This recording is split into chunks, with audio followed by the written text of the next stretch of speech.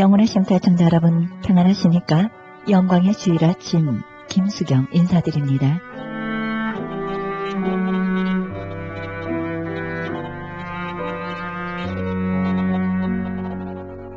(5월을) 보내면서 가까운 산타모니카 비치를 가보았습니다. 너무 오랜만에 바닷가 바람을 쐬면서 모래사장을 밟아보았습니다. 하늘의 모래에도 하나의 세계가 있다는 생각을 해보았습니다.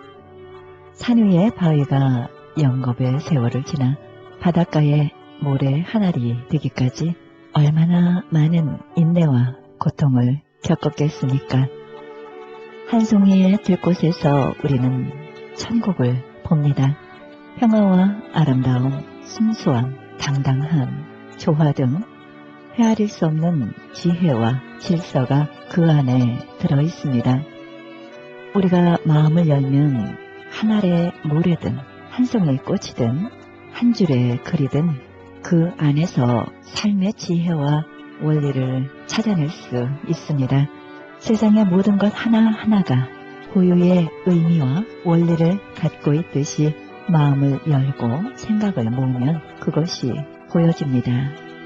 특히 자연은 하나님이 창조하신 완벽한 그림이기에 마음을 활짝 열고 생각을 모으면 하나님의 창조 질서가 눈에 보일 것입니다.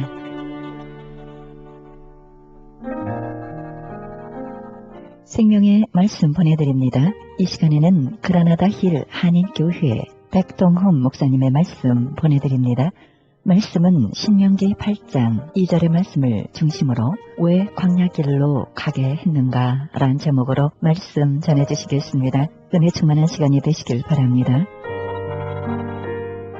얼마 전에 제가 살던 아파트를 우연한 그 길을 걸어가다가 거기서 만났던 한 형제를 얘기가 나누게 되었습니다. 그 당시에는 이 친구가 그저 자기가 지금 총각이 돼서 나이가 많이 들어가니까는 그저 색시 하나 얻으면 좋겠다는 얘기를 합니다. 그러면서 입버릇같이 그저 색시 하나 얻으면 원할 것이 없다. 목사님 한번 소개해 주세요. 이런 얘기를 참 많이 했습니다.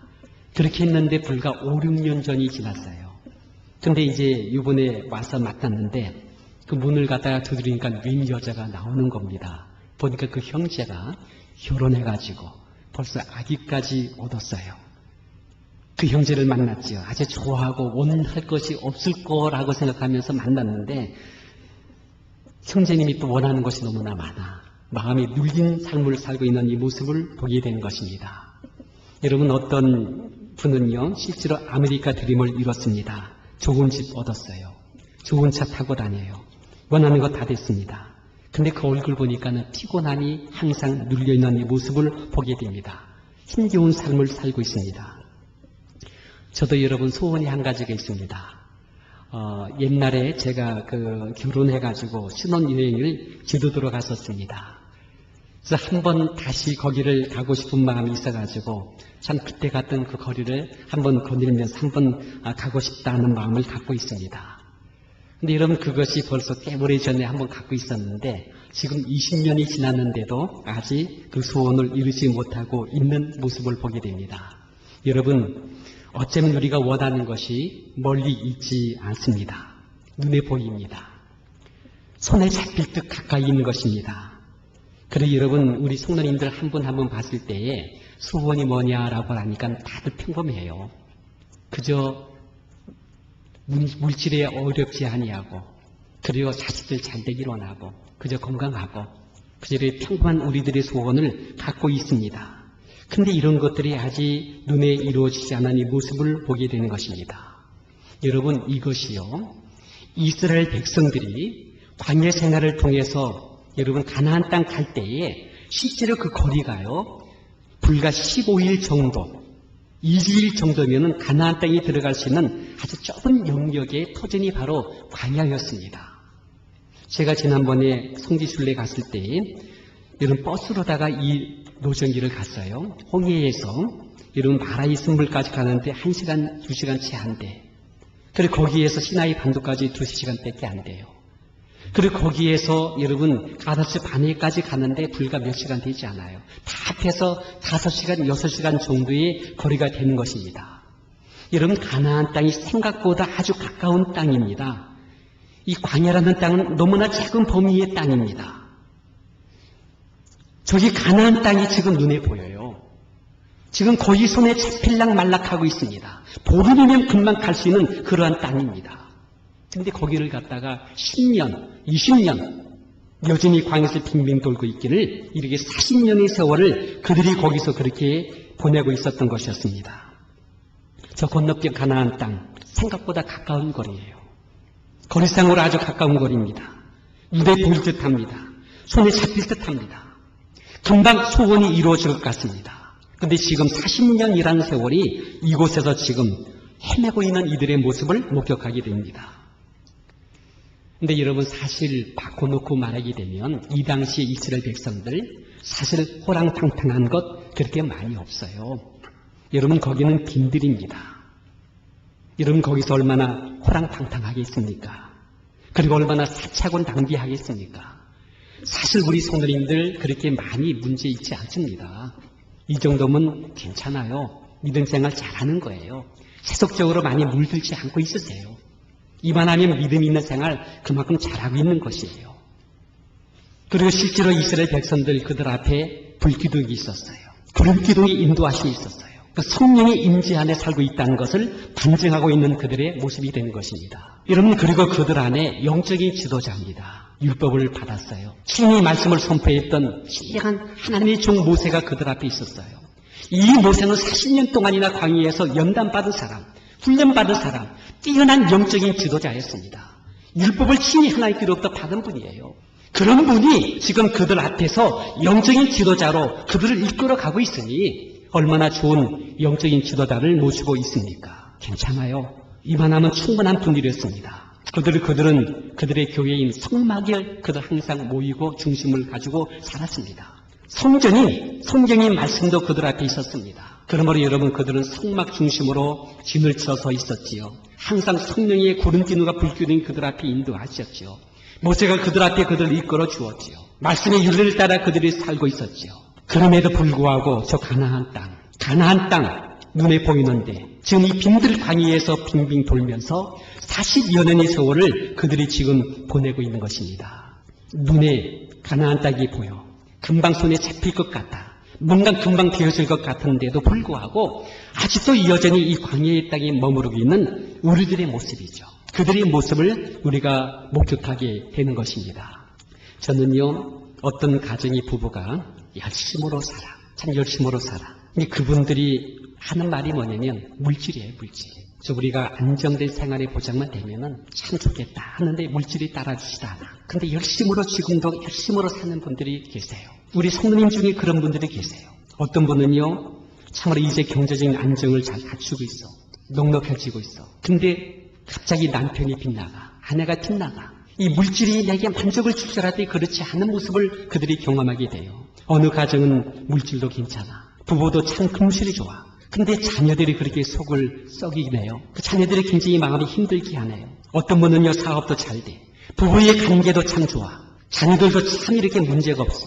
근데 건강이 문제가 돼요. 건강이 받쳐주지를 못하고 있는 분들이 계시네요. 저희 아는 분은요 모든 게 잘 갖춰져 있어요. 이제 이만하면 살만하겠구나 생각하는데 갑자기 남편이 돌아가셨어. 아내가 일찍 여러분 떠났어. 사별의 고통을 겪는 사람도 있다는 것입니다. 어떤 분은 그런 얘기합니다. 많은 분들 중에서요. 그래도 고생이 되고 힘이 드는 것, 그것 중에 가장 쉬운 것이 뭐냐 할 때 물질적인 고생이 제일 낫다. 제일 낫다. 그것이 그래도 제일 낫다고 하는 이 분이 있어요. 근데 여러분 어쨌든 간에 지금 우리의 삶의 현장은 이스라엘 백성들이 40년 동안이나 방황했던 그 현장이에요. 바로 광야의 땅이 바로 우리의 삶의 현장이다. 이렇게 말씀드릴 수가 있습니다. 여러분 왜 하나님께서 우리에게 이런 광야의 길을 허락하셨다고 생각이 드십니까?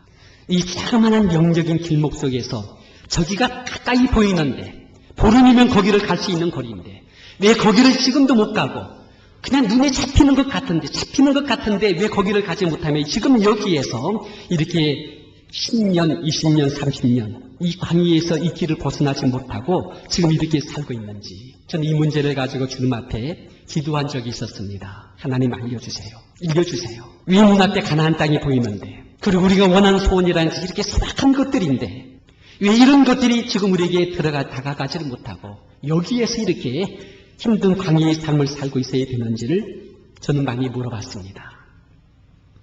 그때 주님께서 내게 주신 말씀이 바로 신명기 8장 2절의 말씀이 되는 것입니다.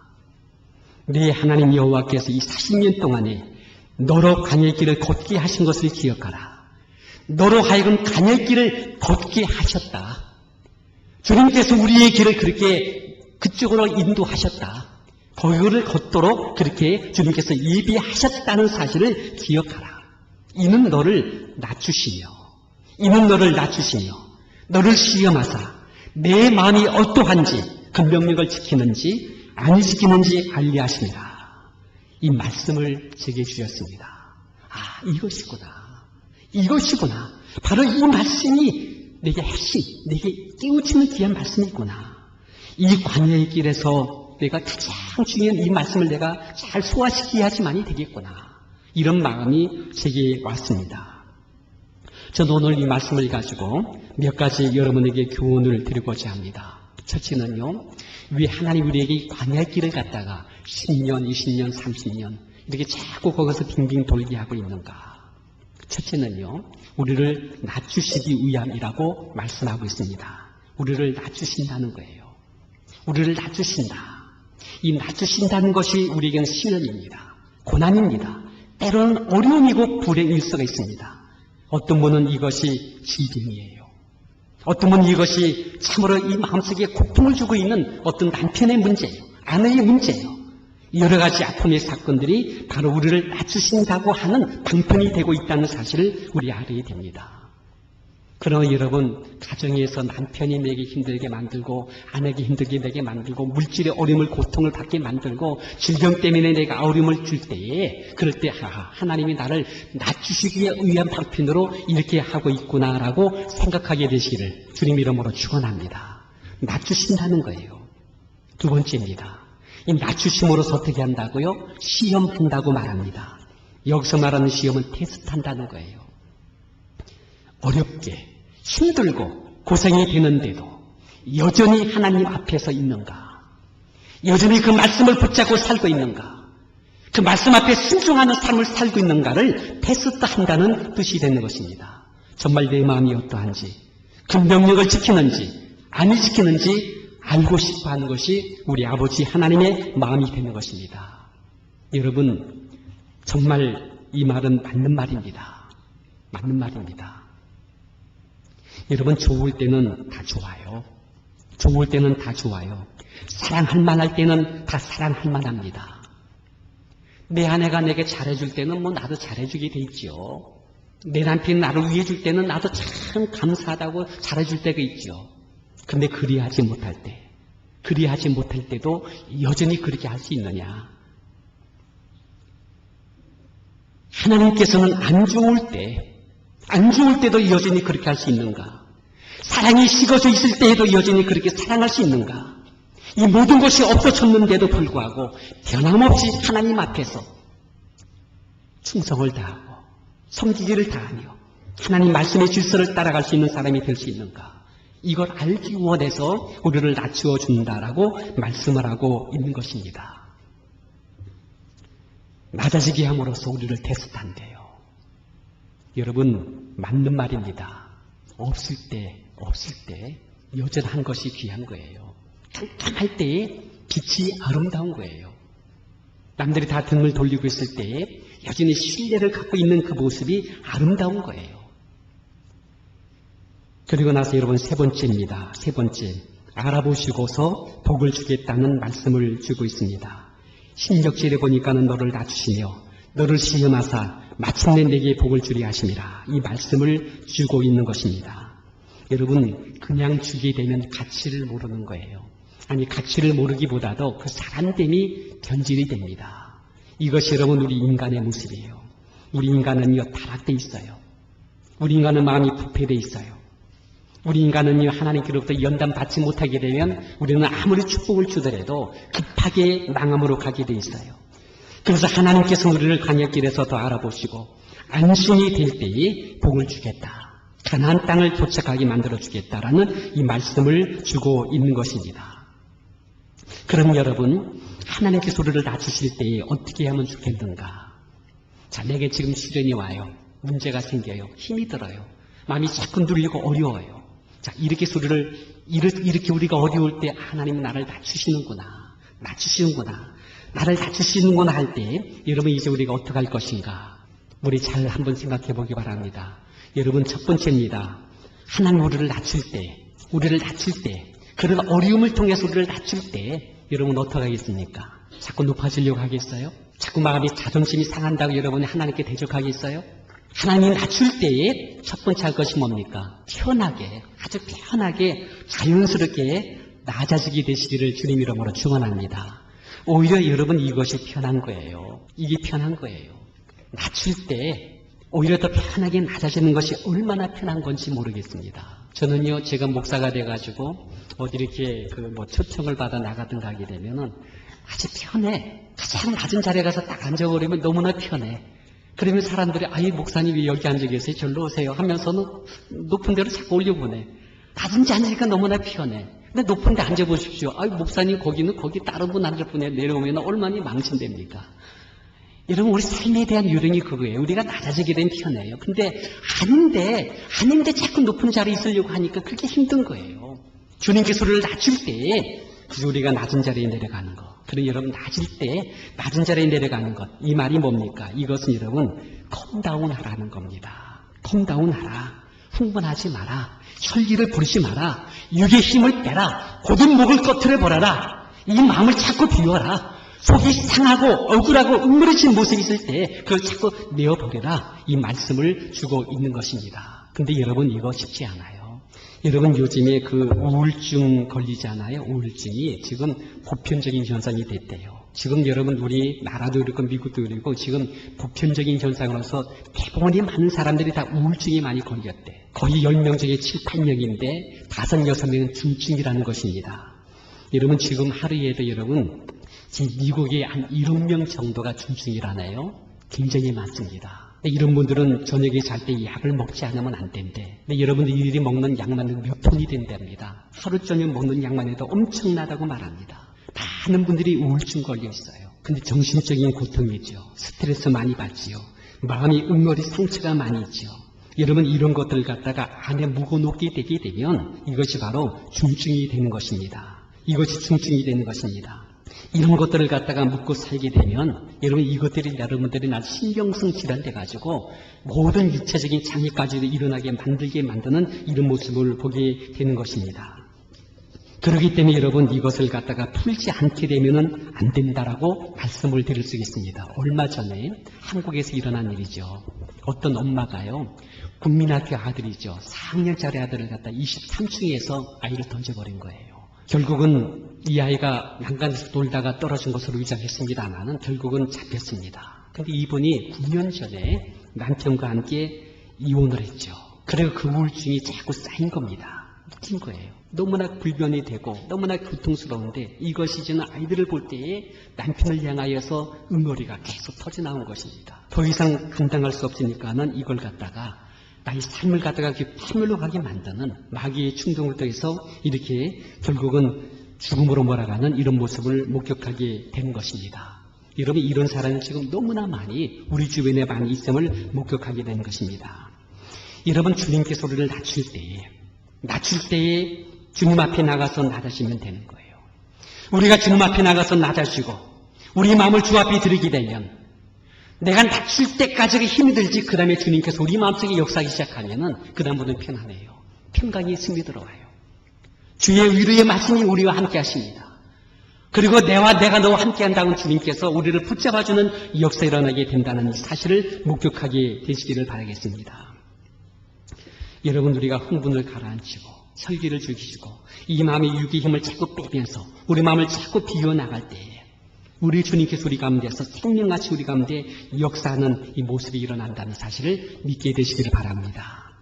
그리고 두 번째 할 일이 있어요. 두 번째는 뭐냐 할 때, 낮출 때 이것이 잠깐이다. 이것이 고비다. 순간이라는 사실을 알게 되시길 바랍니다. 잠깐입니다. 고비입니다. 이 고비만 잘 넘기게 되면 됩니다. 이 광야는 여러분 소망하는 곳이지, 소망이 있는 터지는 아닙니다. 여기는 거쳐가는 과정이지 정착의 땅이 아닙니다. 순간순간 텐트를 치고 그렇게 다시 이걸 걷어가는 이 과정의 연속이 바로 이 광야의 모습이 되어지는 것이지 영구적인 현장이 되는 것이 아닙니다. 여러분, 광야는요 천박합니다. 거칩니다. 삭막하고 신이 없는 터전입니다. 그래서 피곤하고 때로는 힘이 들고 때로는 어려울 수가 있으며 낙담이 되기도 하고 이 마음속에 불평 원만이 솟구칠 수가 있습니다. 그러나 여러분, 지금은 삶의 과정이에요.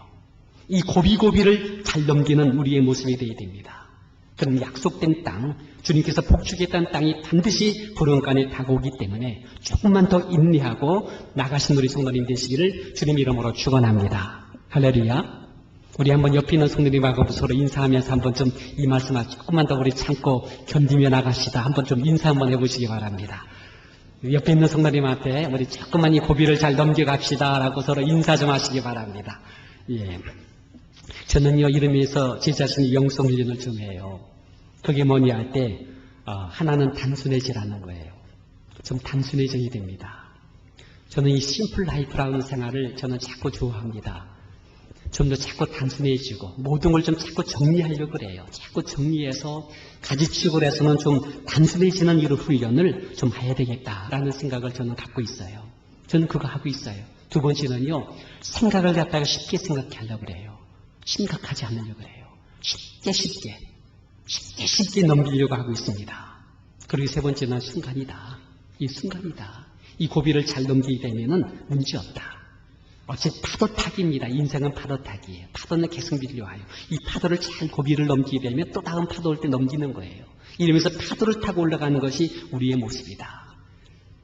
그래서 저는 영성훈련이 뭐냐 할 때 이 세 가지 방편을 가지고 우리의 심정을 어디다가요? 일식에 두는 거예요. 주님께 뿌리를 두는 거예요. 중심축을 바로 잡는 거예요. 유동하지 않는 거예요. 흔들림이 없는 거예요. 그 중심을 잡고서는 묵묵하게 그 길을 걸어가는 거예요. 여러분, 기도하더라도 때로는 어느 때는 기도가 말이죠, 막 힘들 때가 있어요. 기도하려면 갑자기 속에서부터 막 나오는 게 있어. 근데 기도해봐도 소용없어. 늘 하는 기도 그것도 해?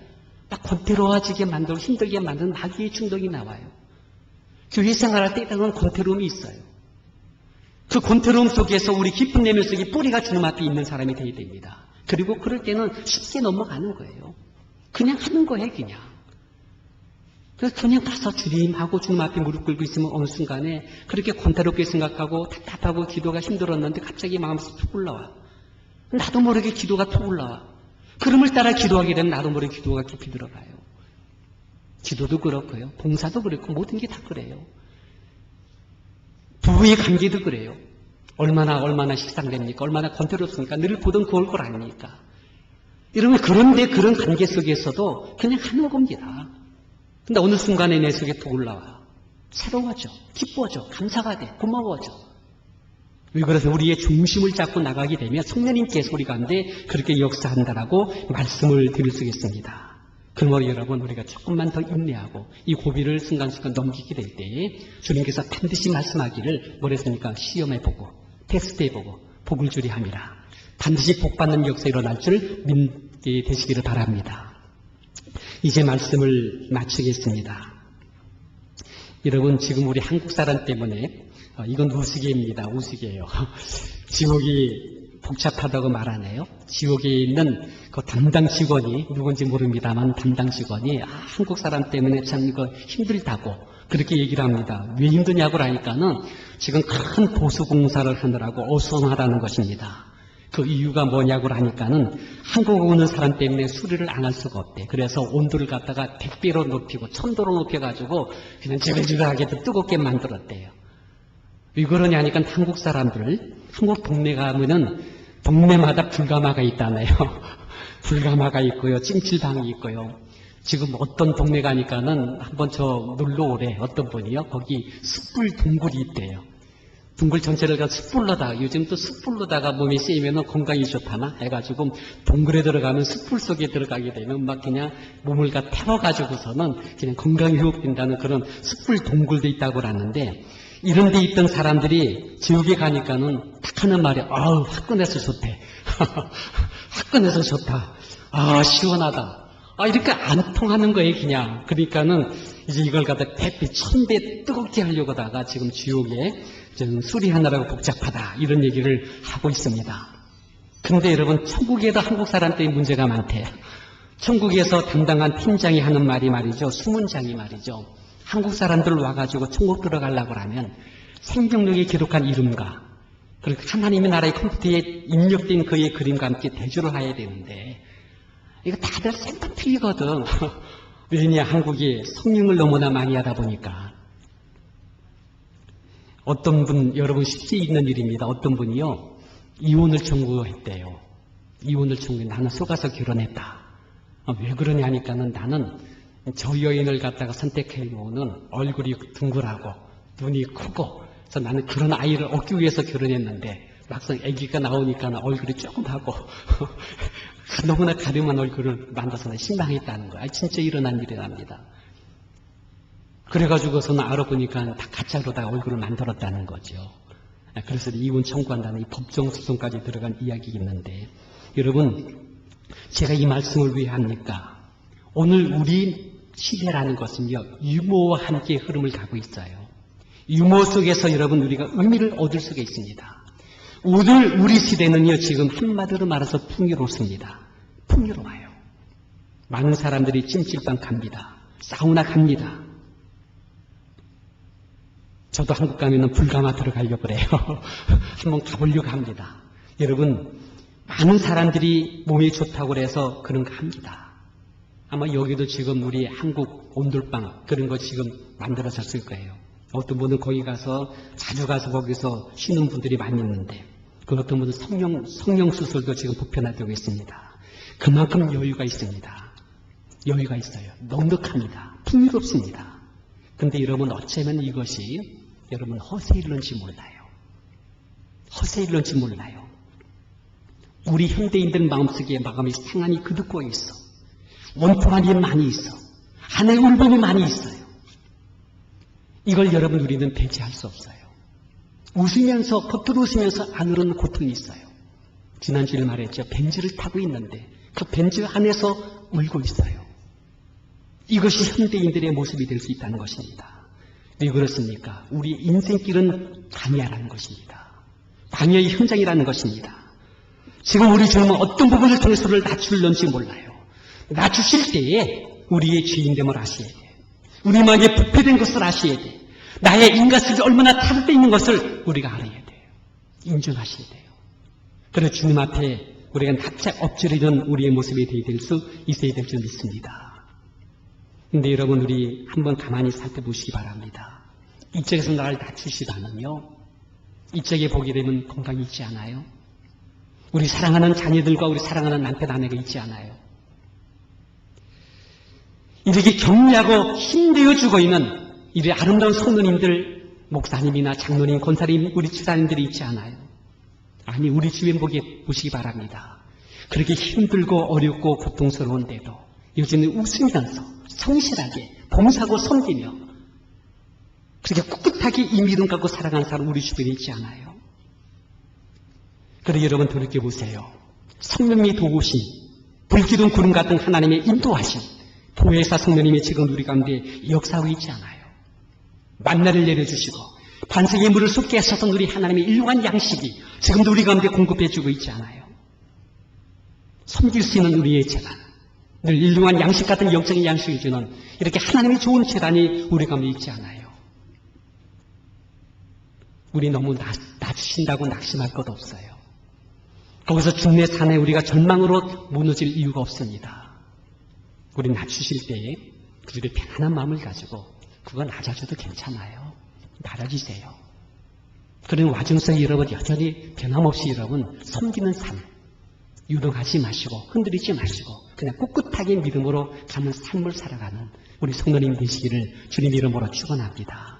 조금 더 고기를 넘기고 나게 되면 그런 분야를 통해 하나님 우리를 테스트하시고 합격 판정 딱 받게 될 때에 내가 왜 그때 그거 가지고 힘들어했지? 하나님 이렇게 큰 축복을 주시는데 라고 하는 아름다운 간증이 우리 가운데 일어나게 될 줄 믿는 것입니다. 우리 이런 믿음을 가지고 이 믿음 굳세라 주가 지킬 수 있다. 어두운 밤에도 밝은 빛 비춰주신다. 약속하신 주님께서 함께 하실 줄 믿고 있습니다. 우리 넉넉하게 이 믿음으로 이 광야의 길을 승리하는 우리 성도님 되시기를 주님 이름으로 축원드립니다.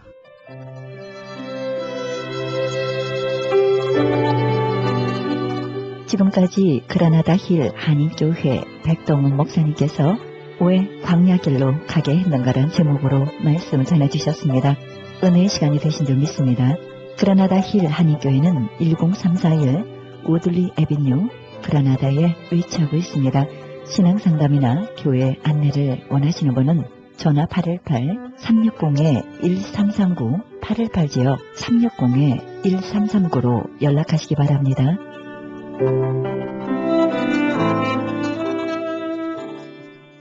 지금 여러분께서는 AM 1650과 인터넷을 통해 미 전역과 세계로 하와이에서는 AM 1540으로 방송되는 크리스천 헤럴드 방송에서 보내드리는 영혼의 쉼터 함께하고 계십니다. 이어서 감사하는 교회 김영길 목사님의 말씀 보내드립니다. 말씀은 골로새서 3장 22절에서 4장 1절의 말씀을 본문으로 무슨 일을 하든 주께 하듯 하십시오란 제목으로 말씀 전해주시겠습니다. 세상을 사랑하는 사람은 절대로 하나님을 사랑할 수가 없습니다. 다른 한편으로 매사가 불공평하고 억울한 세상에서 미움과 분노와 좌절의 포로가 되어 사는 사람도 하나님과 올바른 관계를 맺을 수가 없습니다. 세상을 사랑하든지 세상을 미워하든지 세상을 자랑하든지 세상을 부끄러워하든지 세상과 얽매여 사는 사람은 절대로 하나님과 바른 관계에 들어갈 수가 없습니다. 바울이 얘기하는 것은 비록 세상에 살더라도 너희들이 하는 일이 너희들이 섬기는 일이 모든 일과 모든 관계에 있어서 그 주인이 그 대상이 세상이 아니라 사람이 아니라 예수 그리스도가 되게 하라 하는 말씀입니다. 일이 잘 되든지 안 되든지 어떤 경우에도 이 세상이 우리 삶의 궁극적인 대상이 될 때에는 우리는 마치 서산으로 해가 넘어가고 어둠이 덮이는 것처럼 하나님 없는 어두운 삶을 살게 됩니다. 소망도 희망도 없습니다. 문제가 해결될 길도 보이지 않습니다. 물론 우리는 이 세상을 떠나서 살 수는 없습니다. 하나님 나라에 갈 때까지는 어쩔 수 없이 우리는 이 세상에 살아야 합니다. 그러나 이 세상에 살면서도 세상의 다스림 아래에 살지 않으려면 예수 그리스도 안에 있어야 한다 하는 말씀입니다. 예수님 중심으로 살아가야 한다는 말씀입니다. 바울은 이런 삶을 가리켜서 세상의 노예가 되지 아니하고 세상의 영향을 받지 아니하고 세상에 살지만 세상 위에서 살아가는 이런 그리스도의 삶을 가리켜서 무엇을 하든지 주께 하듯 하라. 사람에게 하듯 하지 말고 무엇을 하든지 예수 그리스도에게 하는 것처럼 해라 하고 가르치고 있는 것입니다. 종으로 살면서도 모든 일을 주께 하듯 살면 그는 더 이상 종이 아닙니다. 마찬가지로 상전으로 살면서도 주께 하듯 종을 대하면은 그는 언제나 그리스도의 권위 아래에 있는 겸손한 사람이 될 것입니다. 이 말씀을 다른 말로 요약하면 너희 삶의 궁극적인 대상이 세상이 아닌 예수 그리스도가 되게 하라 하는 것입니다. 종도 상전을 향하여 주를 섬기듯이 하고 상전도 종을 대하여 주를 섬기듯이 하라는 말씀입니다. 예수 그리스도는 상전과 종을 자유인과 노예를 그 신분에 따라서 차별하지 않으십니다. 누구든지 주님 앞에서 성실한 마음으로 하는 사람에게는 상을 주시고 불의한 마음으로 하는 자들에게는 형벌이 임하게 하시겠다고 말씀하셨습니다. 예수님은 비록 이 세상에 오셨지만 그는 언제나 세상 위에 계셨고 우리를 세상으로부터 구원하여 하나님의 나라에 속한 백성이 되게 하셨습니다. 이러므로 예수님을 믿는 사람도 어떤 경우라도 어떤 상황에서라도 그는 이 세상의 노예가 되지 아니하고 종이 되지 아니하고 세상에 파묻혀 세상의 영향 아래에 있는 사람이 아니라 그 세상을 초월하여 그리스도와 함께 손잡고 하늘나라의 백성으로 사는 하나님의 자녀가 되는 것입니다. 어떻게 하면 우리가 바울이 말한 무엇을 하든지 사람에게 하듯 하지 말고 주께 하듯 하라 이 말씀을 가슴에 품고 그렇게 살아갈 수가 있을까요? 주께 하듯 하라, 주님께 하듯 하며 살려면 예수 그리스도와 닮은 데가 있어야 합니다. 그리스도의 성품이 우리의 것이 되어야 됩니다. 그리스도의 정신이, 그리스도의 영이 우리의 것이 되어야 합니다. 그것이 무엇일까요? 무엇을 하든지 죽게 하듯 하며 사는 그런 놀라운 탁월한 보통 사람들과 차별된 삶을 살려면은 예수 그리스도를 닮은 5가지 자세가 우리에게 있어야 합니다. 오늘 그 5가지의 자세를 여러분들과 함께 나누려고 합니다. 첫 번째 자세는 사랑입니다. 사랑의 사람이 되어야 합니다. 그 사람의 가슴 속에 있는 것은 그리스도의 사랑, 하나님의 사랑으로 가득 채워져 있어야 합니다. 하나님께서 나를 사랑하사 그 독생자를 세상에 보내신 사랑, 예수님께서 자기 몸을 십자가 위에서 나를 위하여 버리신 그 사랑, 그 사랑이 우리의 삶의 본질이 되어야 합니다. 종이 상전을 섬길 때 그리스도의 사랑으로 섬긴다면 그는 사람을 섬기는 것이 아니라 주님을 섬기는 것입니다. 피고용인이 고용인을 그리스도의 사랑으로 섬길 때 그는 단순히 월급 받기 위해 가서 일하는 것이 아니라 그가 일하는 곳에서 그는 예수 그리스도를 섬기고 있는 것입니다. 주인이 일꾼들을 그리스도의 사랑으로 섬길 때에 사람을 고용해서 자기의 꿈을 이루는 것으로 그치지 아니하고 그는 그리스도를 섬기는 사람이 되는 것입니다.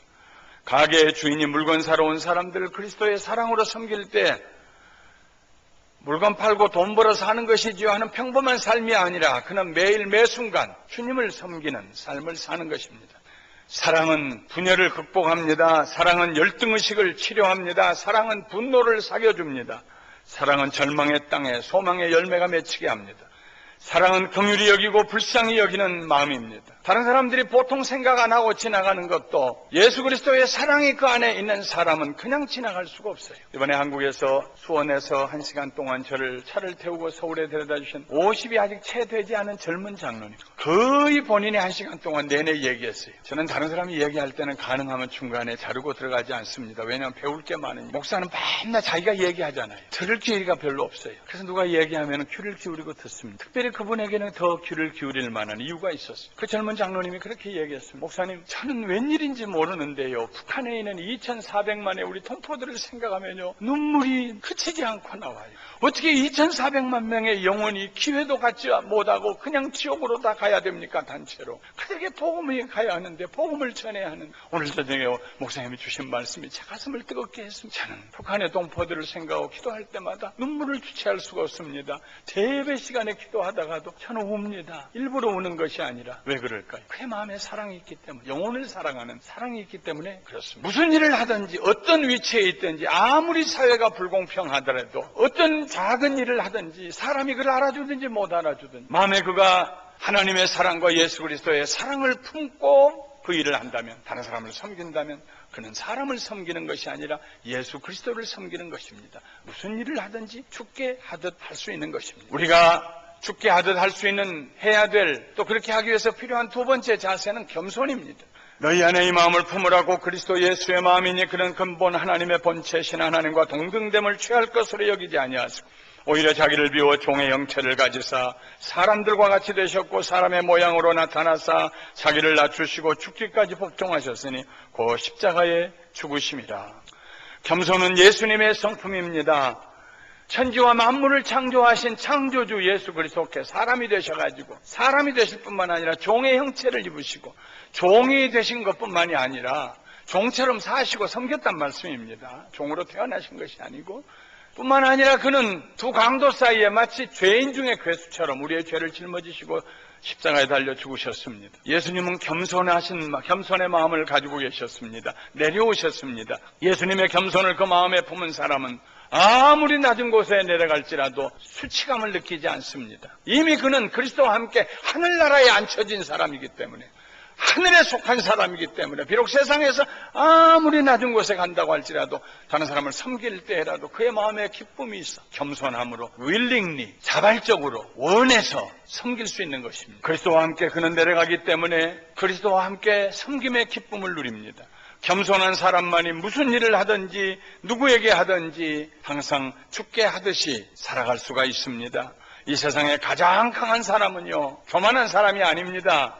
교만한 사람은 뿌리가 없어요. 위로만 올라가고 목에 힘만 주지 그래서 아무 때든지 무슨 일만 당하면 금방 넘어집니다. 좌절합니다. 겸손한 사람은 깊은 곳에 뿌리를 내리는 사람. 어떤 일이 있어도 어떤 바람이 불어와도 넘어지지 않습니다. 부러지지 않습니다. 무엇을 하든지 죽게 하듯 하는 전천후적인 인생을 살 수 있는 사람은 셋째로 인내하는 성품을 가진 사람입니다. 우리 예수님은 인내하시는 예수님, 오래 참으시는 하나님. 3년 반 동안 그를 배신하고 팔아는 길 가룟 유다를 매일 바라보시면서도 그는 오래 참으시고 인내하셨습니다. 우리 모두가 하나님 앞에 죄를 범하고 주먹을 불끈 쥐고 하나님 어디 있느냐고 할 때조차도 하나님은 우리를 버리지 아니하시고 오래 참으셨습니다. 사랑은 오래 참고 예수 그리스도의 인내. 데살로니가후서 3장 5절에 주께서 너희 마음을 인도하여 하나님의 사랑과 그리스도의 인내에 들어가게 하시기를 원한다 그랬습니다. 주께서 너희 마음을 인도하셔서 너희를 변화시켜서 너희 마음으로 하여금 하나님의 사랑으로 충만하게 하시고 너희 마음에 그리스도 예수의 인내가 넘치게 하기를 원한다 그랬습니다. 이런 인내는 무조건 참는 인내가 아닙니다. 하나님의 사랑에 바탕을 두는 인내입니다. 바라며 소망하며 기다리는 인내입니다. 믿음으로 모든 일을 하나님께 맡긴 사람은, 그리고 하나님의 도우심으로 반드시 선한 일이 일어날 것을 믿는 사람은 어떤 경우에도 기다릴 수 있습니다. 어떤 경우에도 무슨 일에도 그리고 누구에게도 죽게 하듯 하는 사람은 오래 참는 사람입니다. 다윗이 바로 그런 사람이었습니다. 다윗은 10대 후반에 골리앗을 쳐서 이기고 사울 왕의 사위가 되었지만 사울 왕의 시기와 질투의 대상이 되어서 사울 왕을 피해서 10여 년 동안 도망다니지 않으면 안 되었습니다. 그 기간에 다윗은 2번이나 사울을 죽일 수 있는 절호의 기회가 있었지만 그는 참았습니다. 하나님이 기름 부으신 자를 내가 건드리지 아니하겠다. 이 기간은 다윗에게 있어서 인내하는 시간이었습니다. 그가 그 기간 동안 잘 인내했기 때문에, 하나님을 사랑하는 사랑으로 잘 인내했기 때문에 그는 40년 동안 유대와 이스라엘의 왕이 되어서 이스라엘 역사에 가장 존경받는 왕이 될 수가 있었습니다. 무엇을 하든지 죽게 하듯 하는 사람은 사랑이 그 가슴에 충만한 사람이요, 겸손한 사람이요, 오래 참는 인내의 사람입니다. 넷째로 능력의 사람이 되어야 합니다. 그 속에 힘이 있습니다. 이런 능력은 세상에 줄 수 있는 것이 아닙니다. 내가 연습해서 얻을 수 있는 것도 아닙니다. 초자연적인 능력입니다. 성령님이 주시는 선물입니다. 선한 일을 끝까지 잘할 수 있는, 끝까지 견딜 수 있는 능력입니다. 능력이 있어야 무슨 일을 하든지 죽게 하듯 할 수가 있습니다. 바울은 내게 능력 주시는 자 안에서 내가 모든 것을 할 수 있다고 했습니다. 자기를 죽이려고 하는 동족, 자기를 배신하고 떠나는 사람, 시기와 질투로 뒤따라다니면서 자기를 욕하고 비난하는 사람, 그런 사람들이 있음에도 불구하고 그가 자괴감에 빠지지 아니하고 낙심하지 아니하고 끝까지 앞에 있는 표적을 향하여서 달려갈 수 있었던 능력은 그가 하나님께로부터 받은, 주 예수 그리스도께로부터 받은 능력이었기 때문에 가능한 것이었습니다. 내게 능력 주시는 자 안에서 내가 모든 것을 할 수 있느니라. 이런 능력이 우리로 하여금 세상에 휩쓸리지 아니하고 오히려 세상을 거슬러 살아가게 합니다. 모세에게 하나님이 이런 능력을 주셨기 때문에 담대하게 애굽왕 바로에게 가서 내 백성을 내놓으라고 하나님 말씀하십니다 하고 외칠 수가 있었습니다. 이 능력이 있었기 때문에 40년 동안 이스라엘 백성들이 모세를 떠나려고 하고 하나님을 배반하려고 그렇게 발버둥을 쳐도 그 능력이 있었기 때문에 모세가 팔을 펴서 그 백성들을 품에 안고 놓치지 아니하고 그들과 땀을 흘리고 눈물을 흘리고 씨름하면서도 40년 동안 그들을 광야를 지나서 가나안 땅에 들어갈 수 있는 자리까지 이르렀습니다. 그래서 그는 그의 후계자인 여호수아에게 말하기를 강하고 담대해라, 강하고 담대해라. 약한 사람은요, 무슨 일을 할 때 죽게 하듯 할 수가 없습니다. 낙심해요. 안 입고 와요. 그러나 강한 사람, 성령으로 능력을 힘입은 사람, 옷 입은 사람은 어떤 경우에도, 오해를 받는 경우에도, 사람이 무시할지라도, 눈여겨보지 않을지라도 무엇을 하든지 죽게 하듯 할 수 있습니다. 강한 사람이기 때문입니다.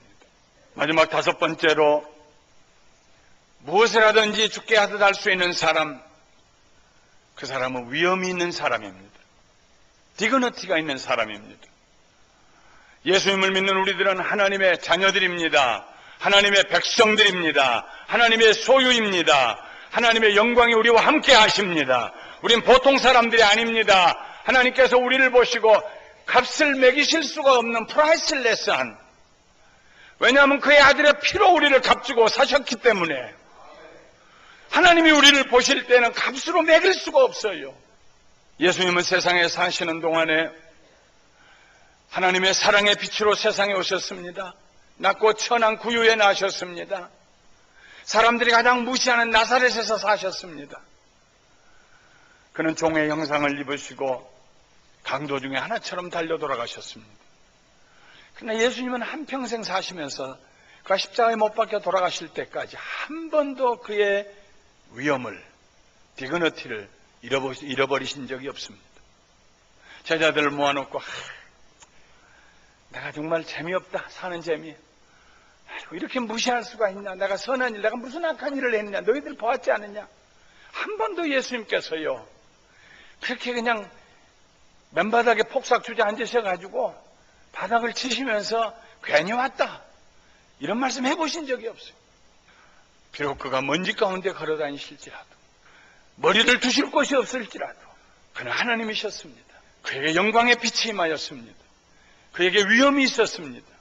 그렇다면 그리스도의 사람들도 당연히 위엄이 넘치는 삶을 살아야 될 줄 믿습니다. 가볍게 시험에 들지 말아야 해요. 어젯밤에는 우리 교회 한 3년쯤 나오고 계시는, 나는 예수가 안 믿어진다고 하나님이 어디 있냐고 하시는 분에게 제가 성경책 한 권을 사드리면서, 나는 선생님을 도저히 예수 믿게 할 재주가 없습니다. 한국에서 그 유명한 대학교의 법대를 1등으로 들어가셨는데 저보다 나이가 위세요. 내가 IQ가 선생님보다 훨씬 낮을 텐데 내가 무슨 재주로 선생님을 예수 믿게 하겠습니까? 그저 시간 나시면 이 성경 읽어보십시오. 제가 기도해드렸는데 하나님의 은혜로 그분이 예수님을 믿었어요. 얼마나 잘 믿는지 몰라요. 그런데 무슨 일이 있어서 교회에 정말로 내가 그분의 위치에 있었다고 해도 시험에 들 만한 그런 일이 있었어요. 그 얘기를 뒤로 내가 들었어요. 어젯밤에 전화를 했습니다. 선생님, 마음이 많이 상하셨겠네요. 괜찮아요. 그때 잠깐 그랬는데요, 다 잊어버렸어요. 괜찮아요. 너무 큰 오해를 받았어요. 너무 비인격적인 오해를 받으셨어요. 목사님, 제가 감사하는 교회 사랑해요. 저 목사님 사랑합니다. 제가 그 전화를 끊고 난 다음에 얼마나 마음이 감격스러워. 이분 안에 예수 그리스도의 형상이 새겨졌구나. 예수 그리스도를 사랑하는 분이 되셨구나. 겸손한 분이 되셨구나. 인내하시는 분이 되셨구나. 능력의 성도가 되셨구나. 예수 그리스도의 위엄이 이분 안에 있구나. 구겨질 수 없는 위엄이, 낙담하시지 않는 위엄이. 사랑하는 성도 여러분, 그리스도의 위엄을 가슴에 품고 사는 사람들은 가볍게 시험에 들지 않습니다. 가볍게 사탄의 유혹에 넘어가지 않습니다. 그의 생각에 거룩함의 위엄이 흐르게 됩니다. 선하고 착하고 아름답고 영광스러운 생각을 하게 됩니다. 더러움과 음란함과 탐욕과 악한 생각이 그를 지배하도록 속수무책으로 함부로 내어놓지 않습니다. 왜냐하면 자기 자신이 얼마나 존귀한 자인 것을 알기 때문입니다. 무엇을 하든지 죽게 하듯 하는 사람은 그 사람의 말과 행동에 위엄이 있어요. 술 취하지 않아요. 방탕하지 않아요. 분노와 성냄이 그의 영혼을 휩쓸고 지나가서 인생의 쓰레기처럼 느끼게 하지 않습니다. 귀한 시간과 기회를 낭비하지 않습니다. 그의 삶에 품위가 흘러넘칩니다. 비싼 옷을 입어서가 아니라, 비싼 물건을 소유해서가 아니라, 그의 얼굴에, 그의 말에, 그의 자세에, 그의 기도에 예수 그리스도의 위엄이, 디그너티가, 영광이 넘치게 됩니다. 하나님의 자녀로서 품위가 넘치게 됩니다. 이런 사람은 비록 그가 종이 되어 상전을 섬긴다고 할지라도 절대로 굴욕감에 사로잡히지 않습니다. 아무도 무너뜨리거나 빼앗아갈 수 없는 자기 존중의 가치관을 지니고 있기 때문입니다. 그리스도 안에서 거듭난 사람의 자존감과 자긍심과 자부심은 어려운 환경일수록 더 강렬한 빛을 발하게 합니다. 이런 사람은 자기 자신의 존엄성을 귀하게 여길 뿐만 아니라 다른 사람의 존엄성도 귀하게 여깁니다. 상전일지라도 종을 존귀하게 여기고 상전을 대할 때 죽게 하듯 하게 됩니다. 제 딸의 친구 아이가 있어요. 성악을 하는 아이예요. 이제 30이 다 된 미국 아이. 아마 괌 쪽에서 온 그런 아이인 것 같아요. 압을 못 봅니다. 그런데 늘 그 아이를 제가 만날 때마다 우리 집에도 자주 오고 하는 무언가 모를 그 아이에게 위험이 있어요. 크리스찬이에요. 압을 못 보고 개를 손에 잡고 다니고 있지만은요. 아주 당당함이 있어요. 뒤늦게 제가 그것을 알게 되었어요. 예수 그리스도의 사람. 6살 때 안압이 갑자기 높아져서 압을 못 보게 되었는데 그 6살 때까지 그 아이가 배운 것이 탭댄스를 배웠다. 지금 탭댄스를 가르친대. 압을 못 보는. 점자를 가르치고 성악을 가르치고 다른 형제들도 있지만 압을 못 보는데도 불구하고 그 아이가 공부해서 돈을 벌어서 자기가 학교 다니고 칼스테이트 플로톤의 학교를 다니고 그리고 가족도 먹여 살린대요. 그 당당함, 그 자기 자신에 대한 셀프 이스팀, 자존감 어디서 옵니까? 예수 그리스도의 영이 그에게 있기 때문입니다. 바울은 종과 상전을 향하여 무슨 일을 하든지 죽게 하듯 하라 했습니다. 물론 지금은 종이 없고 상전도 없습니다. 그러나 세상은 여전히 불공평합니다. 여전히 눈에 안 보이는 계급이 존재하는 것 같습니다. 이런 세상에서 믿음으로 승리하는 삶을 살려면 주님 중심으로 살아가야 합니다. 무슨 일을 하든지 어떤 사람과 관계를 맺든지 모든 경우에 우리는 한 가지 마음의 결심을 해야 됩니다. 나는 사람에게 하듯 하지 아니하리라. 내가 주님 바라보고 죽게 하듯 하리라. 할렐루야.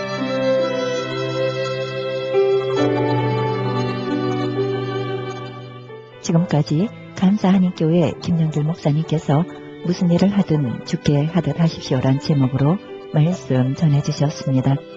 감사하님교회는 6937 오렌지드로 에비뉴 포엔나팍에 위치하고 있습니다. 신앙상담이나 교회 안내를 원하시면 전화 714-521-0991로 연락하시기 바랍니다.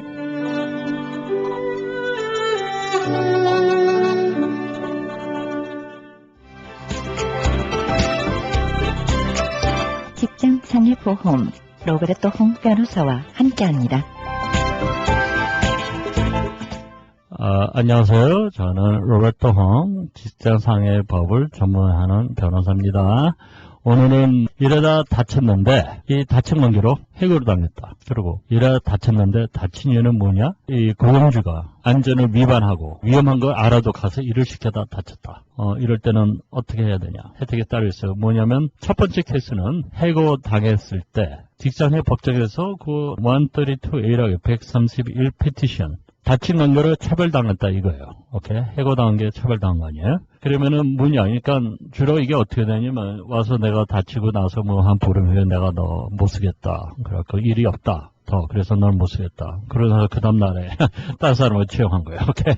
이런 증거가 있다 하면은 132A라고 그거 뭐냐? 이 다친 관계로 차별을 당했다 이거예요. 차별 당해서 이 해고를 당했다. 그러면은 뭐냐면 페티션 하면은 벌금이 있어요. 만불까지 벌금 받고 그 다음에 뭐 딴 코스트 그동안 일안 못한 거 이런 걸 더 애드가 될 수가 있는데 이게 그렇게 간단하지가 않아요. 왜냐면 이 증거를 보여줘야 되니까 차별 당했다. 근데 우선은 본인이 그게 다쳐갖고 이 관계를 해고당했다면은 확실히 변호사한테 의해서 그 페티션을 해야 돼요. 오케이? 이런 페티션이 오면은 보험이 있대도 보험회사가 이 케이스를 안 맡아요. 132. 이거는 보험에서 떠난 케이스니까. 그래서 이럴 때는 변호사서 이거를 본인이 디펜드 할 수도 있고 증거가 확실치 않은 이상은 이거를 이기기가 힘들어요. 쉽지가 않아요.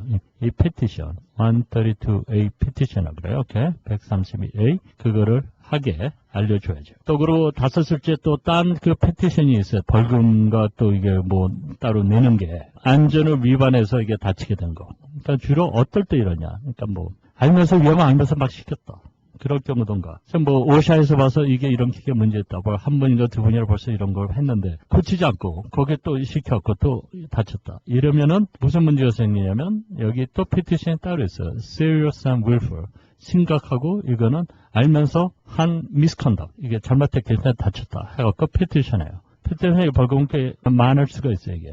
보험회사에서 이거를 아무리 직장인 보험이 있대도 디펜드 안 하죠. 이 케이스는 자기네가 안 받아줘. 편지가 보낼 거예요. 공주한테. 이거는 우리가 봐주는 게 아니니까 네가 이거는 변호사 사서 하라. 이렇게 될 수가 있어요. 이것도 마찬가지예요. 그 132 같이 종업원이 이 클레임을 할 수는 있지만 여기에서 이기기가 또 그렇게 딱 쉽지는 않아요. 이거를 증거를 보여줘야 되니까. 이 사람이 알고 위험성을 알아도 이거 클레임을 했다. 그렇지 않다면은 고용주들이 뭐 그렇게 큰 걱정을 하지 마세요. 그런데 좀 그런 위반이 있다 하면은 좀 잘 생각해갖고 변호사를 해갖고 이 케이스를 봐야죠. 종업원들은 이런 케이스 때문에 다쳤다면 변호사한테 확실히 얘기해서 이거를 페티션을 집어넣는. 그래서 이 케이스를 아디션, 그러니까 다치어서 보상받는 아디션을 또 보상을 받게 할 수가 있죠. 213-637-5602, 213-637-5602 로버트 홍 직장상해 전문한 변호사입니다. 감사합니다.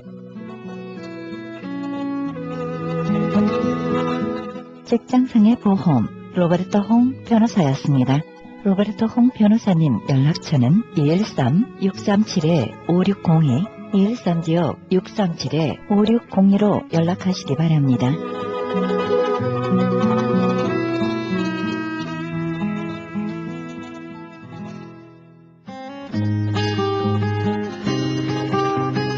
헤럴드 게시판 베들레헴에서 올 12월에 열릴 크리스마스 콘서트를 위해 단원 모집합니다. 자세한 안내는 전화 310-329-2761, 310지역 329-2761, 200호 목사님께 문의하시기 바랍니다. 제1회 미주청소년 효글짓기 효사랑 그림 공모전이 있습니다. 자세한 안내는 714지역 670-8004-562-833-5520번으로 연락하시기 바랍니다. 그리스 반모섬에 헬라 성경 보내기 후원자 모집합니다. 자세한 안내는 반모섬 전화 30-22-470-33-237 차인수 박영란 선교사님께 연락하시기 바랍니다. 가나선교회 조선족 고아 후원자 모집합니다. 자세한 안내는 전화 909-816-3457, 909지역 816-3457 장상우 목사님께 연락하시기 바랍니다. 담임 목사 청빙합니다. 하와이 호놀룰루에 위치한 에덴 장로교회에서 담임 목사 청빙합니다. 자세한 안내는 이메일 어드레스 danielee1028@gmail.com으로 연락하시기 바랍니다. 크리스천 헤럴드의 한 달 10불 문서 선교 회원 모집합니다. 자세한 안내는 213지역 353-0777, 213-353-0777 크리스천 헤럴드로 연락하시기 바랍니다. 이상 교계 소식이었습니다.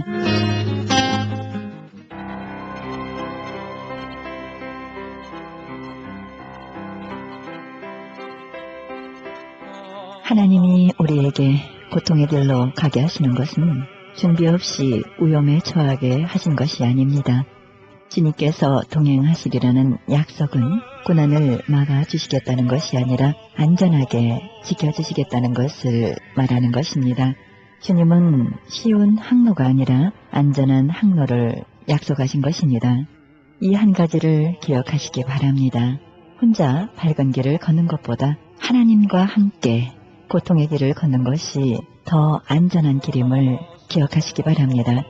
오늘도 하나님은 말씀하십니다. 두려워하지 말고 놀라지 말고 굳세게 서라 하십니다. 하나님이 우리와 함께 하시며 우리 하나님이 되시기 때문입니다.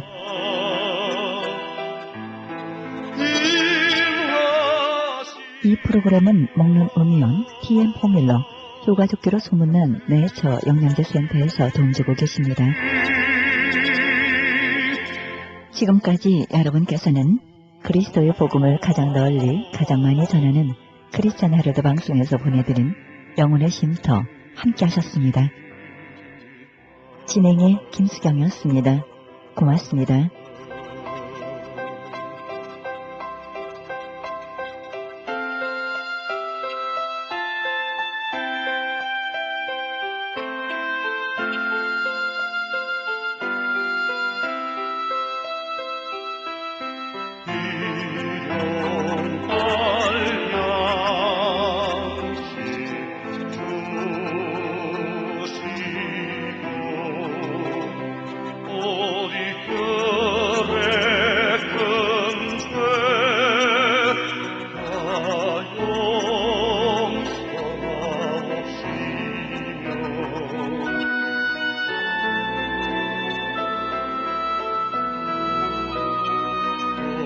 시